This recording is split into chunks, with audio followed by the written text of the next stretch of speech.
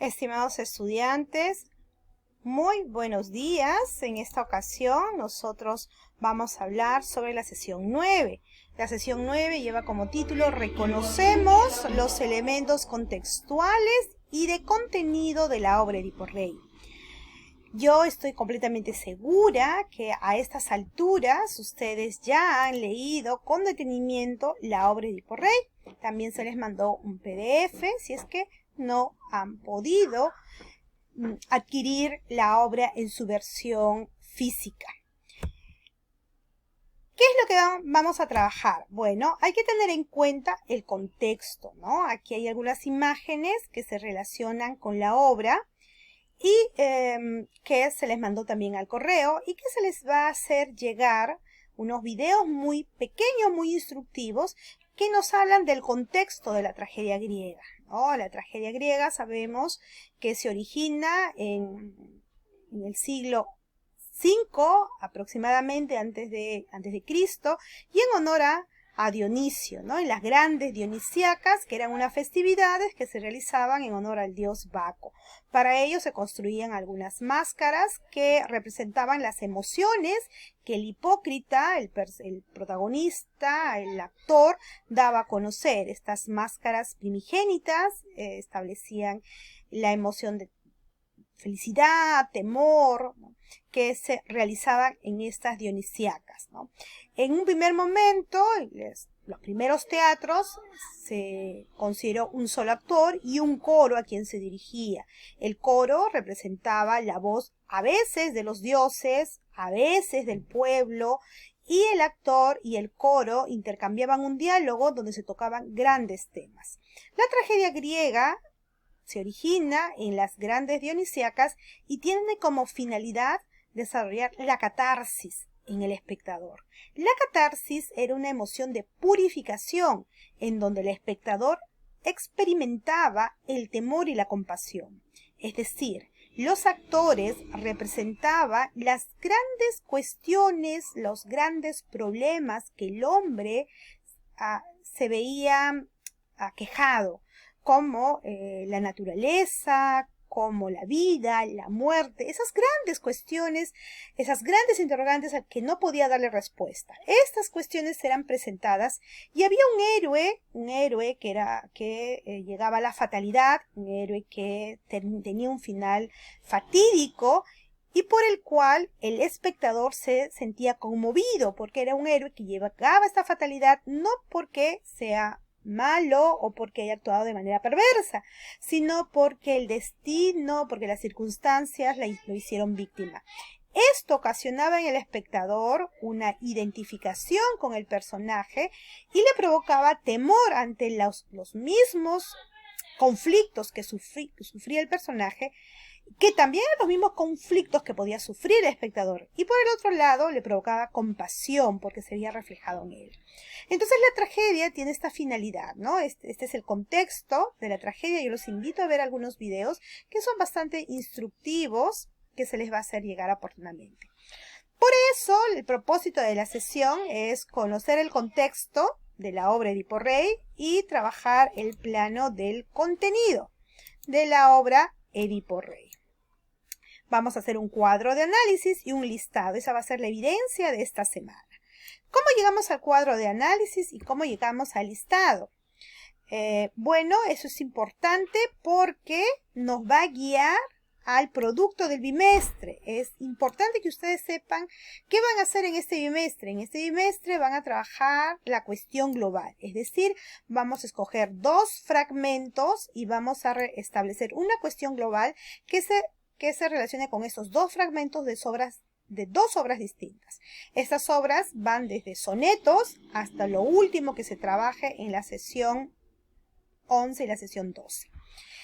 Pero para esta sesión lo que vamos a hacer es, vamos a responder a la pregunta de qué manera el género dramático, que acabamos de conversar, construye y transmite significados. Muy bien. Es importante reconocer algunos elementos teóricos del teatro, ¿no?, al cual pertenece el género dramático. Vamos a trabajar, en este caso, con Edipo Rey, el teatro trágico. ¿Qué es el teatro trágico? Bueno, es una especie, ¿no?, del género dramático que busca en el espectador dos emociones, ya lo dije, el temor y la compasión. Cuando hablamos de comunicación teatral, la comunicación teatral se denominamos que es elocutivo, que significa que se da un diálogo entre los personajes, pero a su vez en este diálogo también dialogan con el espectador. Y a su vez, a través del diálogo de los personajes, nosotros nos reconocemos las ideas que el autor quiere expresar a través de esos personajes y a través de esos diálogos. Otros elementos del discurso del teatro es importante reconocer que es la trama, ¿no? La trama es la organización en que se presenta el texto. Por ejemplo, en el caso de Edipo Rey, la obra empieza cuando Edipo ya es rey de Tebas y está frente a su pueblo. Es decir, una trama clásica tendría un inicio, un nudo y un desenlace. Sin embargo, en la obra se empieza a mitad de la vida, en el medio de la historia. A lo largo del desarrollo del teatro nos enteramos de que Edipo, de dónde viene Edipo, nos enteramos de que Yocasta y Layo tuvieron un hijo, retrocedemos, ¿no? Y luego avanzamos al final. Entonces la trama es la manera en cómo se organiza el discurso. En este caso la trama empieza a la mitad de la historia, luego retrocede en algunos flashbacks para enterarnos de los antecedentes de Edipo, de su nacimiento, de cómo llegó a Tebas. Y luego termina en el final trágico. El argumento es la organización de la historia. Aquí sí podemos sintetizar, resumir y organizar, ¿no? Podemos empezar con que Layo y Yocasta tuvieron un hijo y lo presentaron a los dioses y así podemos ir avanzando. El argumento es cómo nosotros presentamos el texto teatral.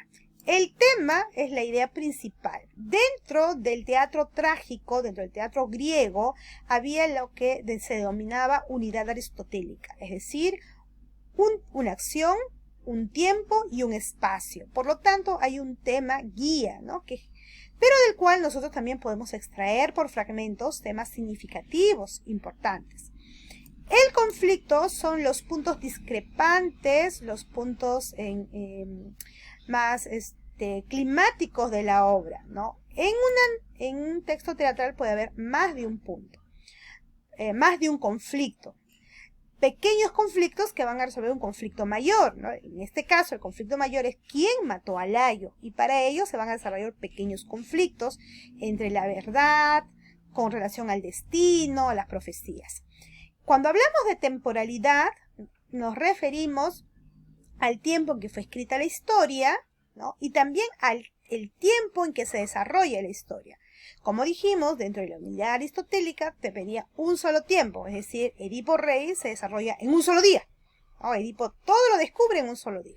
Lo mismo pasa con la espacialidad, ¿no? Hay un solo espacio, Tebas, un solo escenario. En el caso de los personajes, los personajes nos indican situaciones, nos indican acciones, los personajes nos comunican temas y bueno, los personajes tienen un perfil psicológico, tienen una manera de actuar, de relacionarse, tienen sentimientos. También hablamos del contexto, en el contexto en que se desarrolla la novela, el texto teatral, y también el contexto en que se escribe el texto teatral. Ahora bien, teniendo en cuenta estos elementos, nosotros vamos a pasar a nuestro texto. Este es nuestro texto, ustedes lo tienen, y tenemos un fragmento que es un fragmento modelo. Entonces, ¿qué es lo que tú vas a hacer? Yo te voy a presentar un texto, tú vas a leer el texto, ¿no? En este caso es el texto modelo del fragmento entre Tiresias y Edipo. Es un fragmento bastante interesante donde Edipo ya sabe que debe buscar al asesino de Layo, y para eso llama a Tiresias, que es el adivino ciego, y le pide que le diga quién es el asesino de Layo. Y aquí se da una confrontación, ¿no?, un agón. Edipo quiere saber la verdad, pero Tiresias no no le quiere decir por temor a su reacción. Y vamos a ver que a lo largo de este fragmento, Edipo va increciendo su estado anímico. Sus emociones van cambiando desde la admiración, el asombro, hasta la ira más profunda y la desconfianza. Entonces van a haber diferentes sentimientos que se presentan aquí cuando Tiresias le dice que él es el culpable. Por otro lado, Tiresias tiene una reacción mucho más prudente, mucho más pausada. Él no tiene exabruptos. Y es su oposición a Edipo, ¿no? Tiresias es el opuesto a Edipo. Y aquí se da una gran ironía, ¿no? Edipo, una vez que recibe la verdad de bocas de Tiresias, no le cree. Es más, cree que es un complot en contra de él. Y vemos cómo Edipo se encuentra enceguecido. Edipo, que todo lo ve, que tiene ojos para ver, se enceguece, está ciego. Por el otro lado, la ironía es que Tiresias, que es un ciego físicamente, tiene la verdad.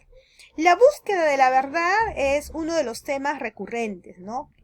Quieren saber la verdad, pero también es cómo se utiliza la verdad, porque cuando Edipo la tiene, no sabe qué hacer con ella, ¿no? No sabe cómo reaccionar y su reacción es violenta.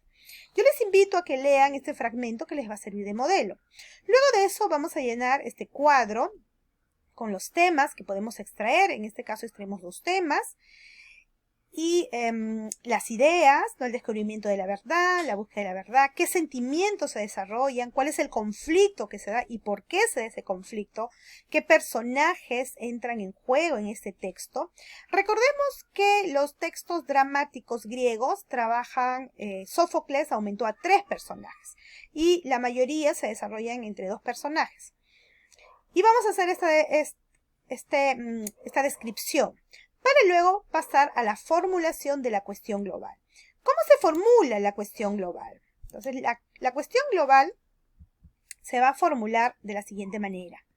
Yo voy a tener, ya he leído, yo ya sé que Edipo habla sobre la verdad, sobre la búsqueda de la verdad, y yo tengo estos campos de indagación, ¿no? En estos campos de indagación yo considero que el campo de creencia, valores y educación es el más adecuado para mi fragmento, porque ya he leído los otros, ¿no? Y siento que este es el más adecuado. ¿Qué me dice creencias, valores, educación? Aquí está la definición. Se centra en la manera en que exploran las creencias y los valores. Me habla de valores. Un valor que se presenta en el fragmento es la búsqueda de la verdad. Bueno, leo con detenimiento cuál es el concepto y me parece que calza. Entonces, de ese campo de indagación yo presento mi cuestión global y la redacto de esta manera: el valor de la verdad como principio superior en la vida. Si te das cuenta, la cuestión global está siendo redactada a manera de tema. Puede ser redactada a manera de tema, puede ser redactada a manera de oración. Una vez que establezco mi cuestión global, ahora tengo que hacer una lista de ideas que sustenten esa cuestión global, ¿no? Por ejemplo, ¿por qué digo que el valor de la verdad como principio superior de la vida? Lo digo porque el personaje de Tiresias encarna en sí mismo el valor de la verdad. Porque la presencia de los dioses y la fuerza del destino determinan el accionar de los personajes que buscan la verdad. Y así voy estableciendo acciones dentro del fragmento que me llevan a explicar por qué la cuestión global se hace presente en ese fragmento. Entonces, siguiendo este modelado, ustedes van a tener que desarrollar su actividad de manera independiente con este fragmento. Este fragmento que se les presenta a ustedes, aquí lo tienen. Van a llenar este análisis de contenido y luego van a seleccionar, ¿no? ¿Con qué cuestión global? Si no te acuerdas las cuestiones globales, lo tienes acá al final. Aquí al final están las cuestiones globales, ya están especificadas, lo puedes leer y tú identificas. Y una vez que identificas, generas tu cuestión global, ¿no? Estableces la cuestión global y las ideas que te van a permitir sustentarlo. Espero que te haya sido útil. Tenemos hasta el día viernes para presentar este trabajo. Muchas gracias.